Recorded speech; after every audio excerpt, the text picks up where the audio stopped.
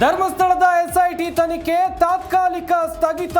FSL ವರದಿ ಬಂದ ನಂತರ ಮುಂದಿನ ನಿರ್ಧಾರ. ಸದನದಲ್ಲಿ ಗೃಹ ಸಚಿವ ಡಾಕ್ಟರ್ ಜಿ ಪರಮೇಶ್ವರ್ ಘೋಷಣೆ.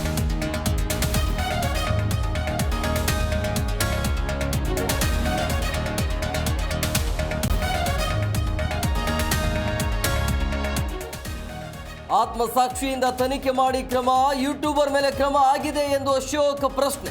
ಪರಂ ಉತ್ತರಕ್ಕೆ ವಿಪಕ್ಷ ಬಿಜೆಪಿ ಸಭಾತ್ಯಾಗ.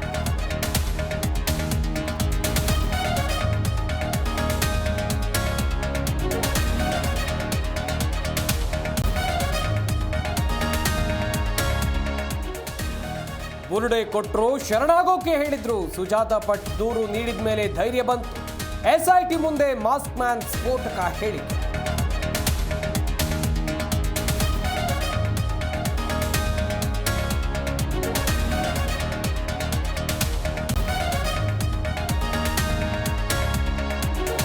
ಜೈಲಲ್ಲಿ ದರ್ಶನ್ ಭೇಟಿ ಮಾಡಿದ ಪತ್ನಿ ವಿಜಯಲಕ್ಷ್ಮಿ ಹಣ್ಣು ನೀಡಿ ಕುಶಲೋಪರಿ ವಿಚಾರಿಸಿ ವಾಪಸ್. 30 ನಿಮಿಷ ಅವಕಾಶ ನೀಡಿದ್ದ ಅಧಿಕಾರಿಗಳು.